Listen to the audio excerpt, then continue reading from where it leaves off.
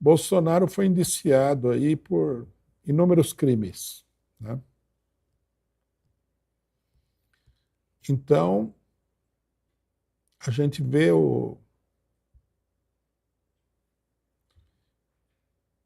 gente foi ler como é que chama?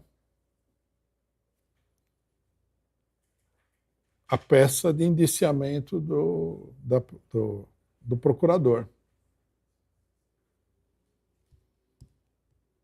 do Gonet. Gonet? É, Paulo Gonet. Um lavajatista, né? Então, no estilo, no método, qualquer pessoa que tenha acompanhado realmente a Operação Lava Jato há de reconhecer a matriz da acusação contra o Bolsonaro. É lavajatismo puro, né?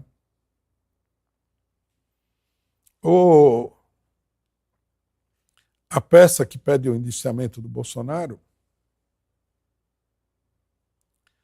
ela é uma história. Então, o Bolsonaro aconteceu isso, daí por esse motivo o Bolsonaro fez tal coisa, papapá, conta uma história, né? Uma história que, inclusive, para qualquer leitor atento, não faz muito sentido. É igualzinho o processo do Lula, onde montaram uma história. O Lula e a mulher dele foram lá no Guarujá ver um apartamento. Pronto. De ver o apartamento, isso aí se transformou em receber o apartamento como propina de não sei quem. O Lula passou aí alguns finais de semana no sítio de Atibaia, propina. E não sei o que, e não sei o que lá. Tudo uma história que o pessoal inventou.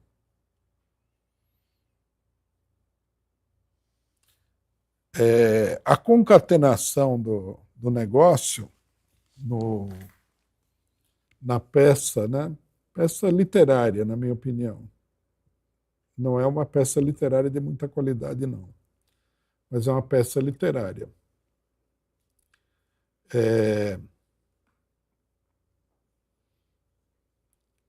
A concatenação dos fatos não tem nenhum tipo de demonstração. É impressionante isso. A história seria mais ou menos a seguinte. O Bolsonaro começou a tramar um golpe de Estado no Brasil quando a sentença da Lava Jato contra o Lula foi anulada em 2021.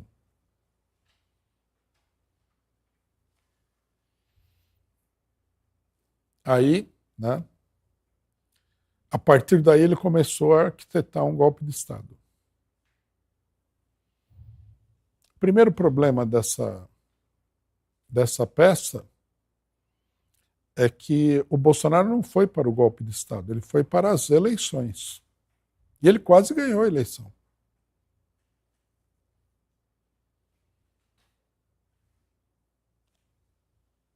Então, caberia, né,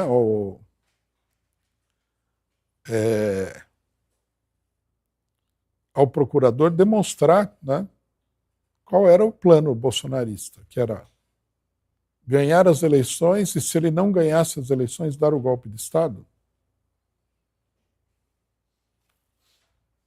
A gente fica sem saber isso, né? Aí, o interessante é o seguinte: qual é a demonstração de que o Bolsonaro, a partir de 2021, ele estava preparando um golpe de Estado?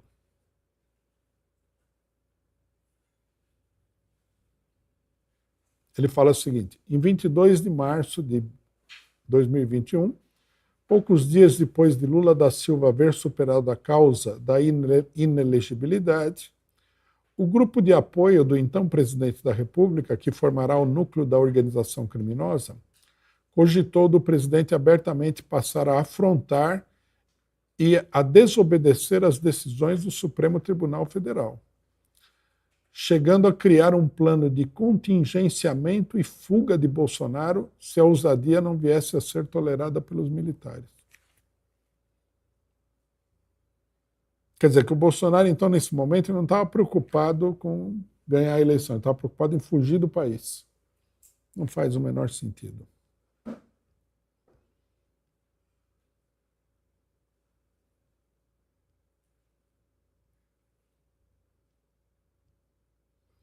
Aí ele fala o seguinte, que o Bolsonaro, falou, o grupo registrou a ideia de estabelecer um discurso sobre urnas eletrônicas e votações. Tudo bem. Se você vai dar um golpe de Estado, você pode ter um discurso político determinado. Mas por que esse discurso seria voltado ao golpe de Estado e não a uma desconfiança que os bolsonaristas tinham na honestidade das eleições? Ele não explica.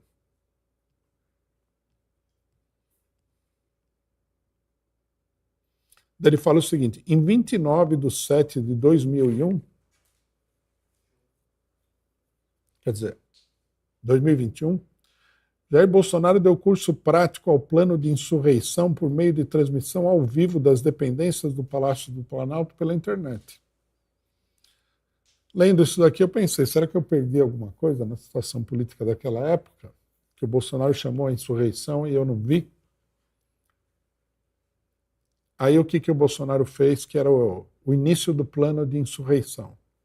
Retomou as críticas, embora vencidas, ao sistema eletrônico de votação e exaltou a atuação das Forças Armadas. Então, quer dizer, se você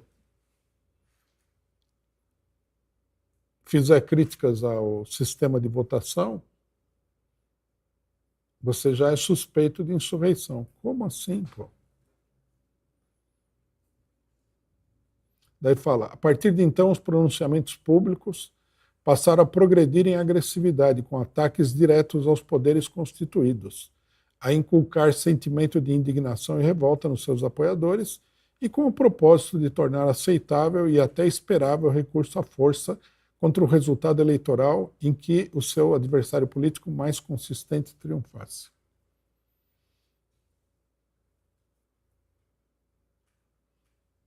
Articulação para esse fim, isso aí tudo seria o princípio da organização da insurreição. Envolvia assestar palavras de ódio, sobretudo em ambientes da internet, contra personagens da vida institucional do país, identificados como inimigos do grupo, em especial os que tinham incumbência de dirigir as eleições e zelar pela normalidade do processo. Autoridades públicas do mais elevado grau de responsabilidade no contexto das relações entre poderes foram alvo de perseguições e de informações falseadas, em detrimento da regularidade da vida democrática. Quer dizer, o princípio da insurreição é que o Bolsonaro criticou os membros do TSE e do STF.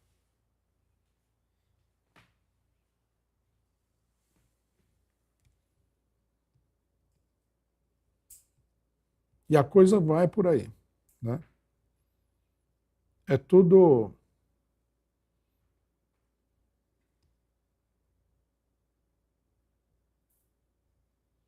Aí, por exemplo, ele cita o seguinte, né?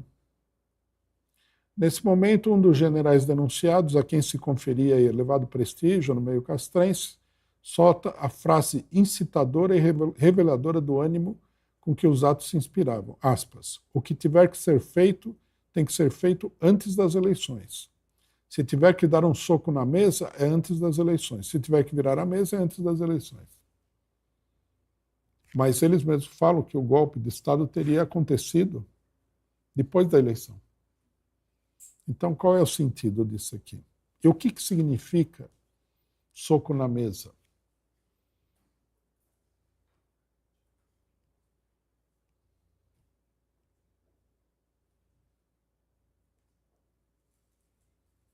Daí ele fala da reunião do Bolsonaro com os embaixadores, que foi o que motivou o TSE a tornar o Bolsonaro inelegível. Fala que a reunião foi conduzida para verbalizar as conhecidas e desmentidas acusações sobre fraudes, por meio de truques informáticos, em via de serem cometidos no pleito vindouro. Daí ele fala, o que parecia à época um lance eleitoreiro, em si mesmo ilícito e causador de sanções eleitorais, mostrou-se, a partir da trama desvendada no inquérito policial, um passo a mais de execução do plano de solapar o resultado previsto e temido do sufrágio a acontecer logo adiante. Segundo a peça, o Bolsonaro já tinha jogado a toalha na eleição. Eu não sei, a gente mora no Brasil, a gente participou da eleição, nós apoiamos o Lula. Eu não tive a impressão de que o Bolsonaro tivesse jogado a toalha, nem de longe. Também não acho que, porque foi desmentida uma determinada suspeita do cidadão, que ele não possa repetir essa suspeita. E não vejo porquê, né, que a acusação de fraude, etc. e tal, seja uma insurreição.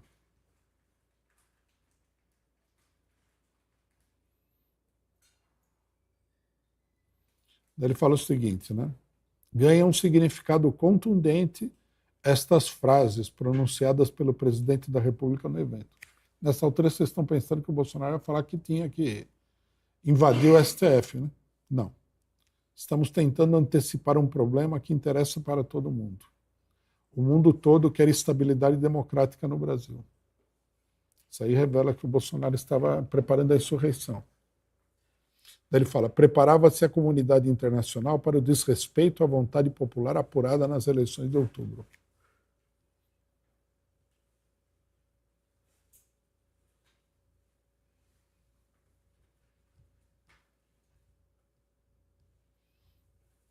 Uma coisa que me chamou a atenção foi que eles colocaram o problema da Polícia Rodoviária Federal, que a gente na época denunciou, né, como sendo uma ilegalidade eleitoral. Na época ninguém fez nada. Agora é uma insurreição.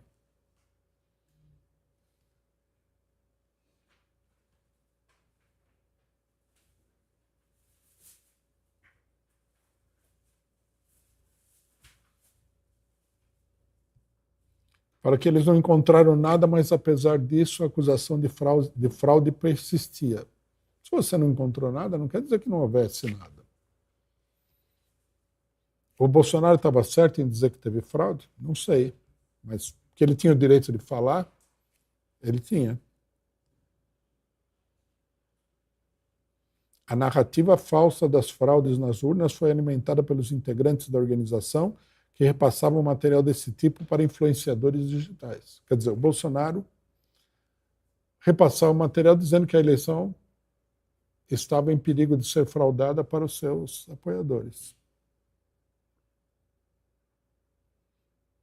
O objetivo agora era manter a mobilização popular, com o que se pretendia sensibilizar as Forças Armadas, sobretudo o Exército e suas autoridades da mais alta patente, para que impusessem um regime de exceção que desprezaria os resultados do sufrágio, blá, blá, blá.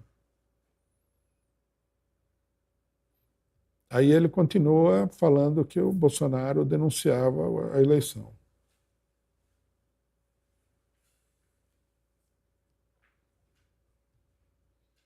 Eu falei, em novembro de 22, oficiais do Exército se reuniram, né, para encontrar um meio de fazer com que a alta cúpula do Exército aderisse ao golpe a que estavam dando curso.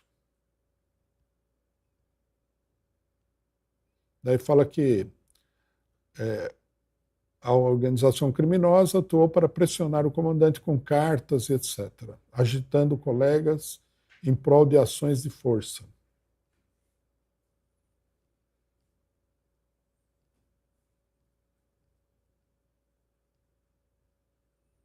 Aí os comandantes segundo eles, se recusaram, resistiram à ideia de dar o golpe. Aí eles aumentaram a pressão sobre os comandantes.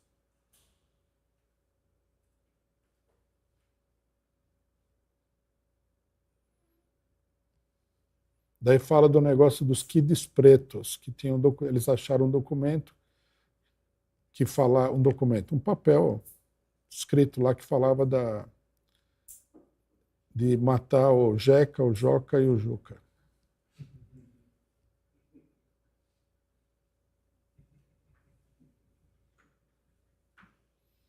Fala que o exército foi vítima da conspirata. Olha só o nível da coisa.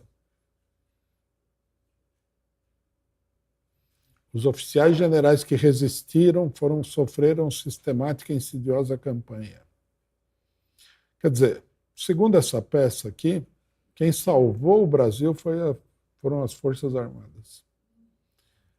Você pode acreditar nisso, mas isso daí pode levar você a ser encaminhado para o psiquiatra, porque é difícil de acreditar nisso.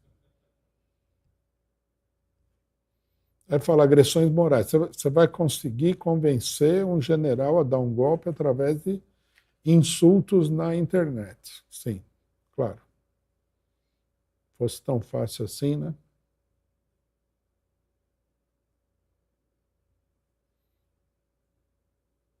Daí fala que o exército, os comandantes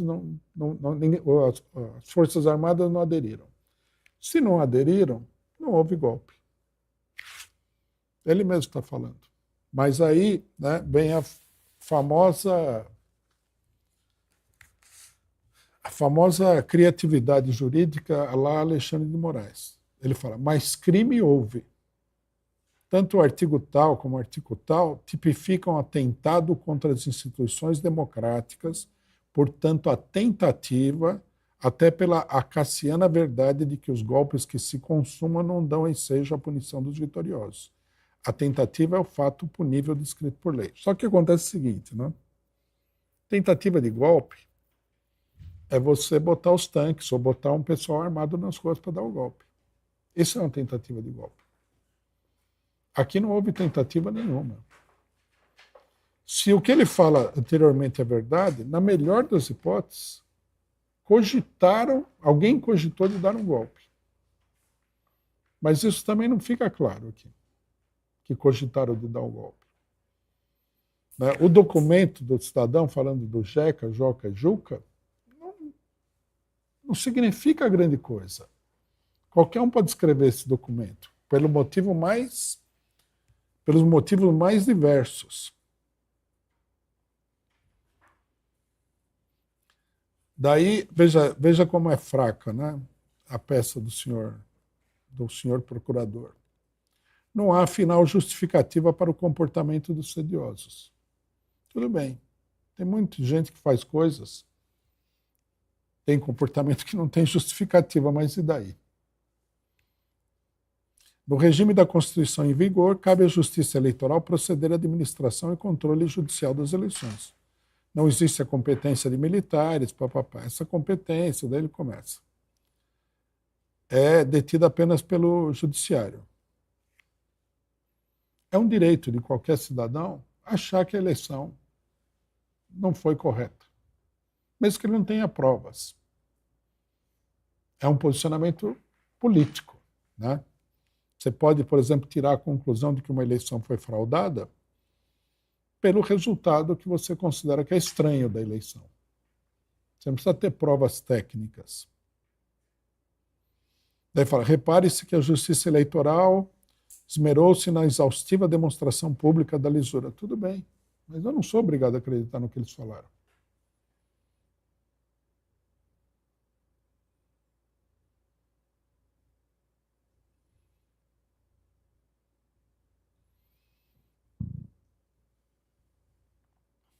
Fala, independentemente dos méritos do sistema eletrônico de votação e apuração, esse é um modelo imposto pela legislação a que todos, e sobretudo as autoridades, devem, por isso, só seguir. O que não quer dizer que esteja acima da crítica.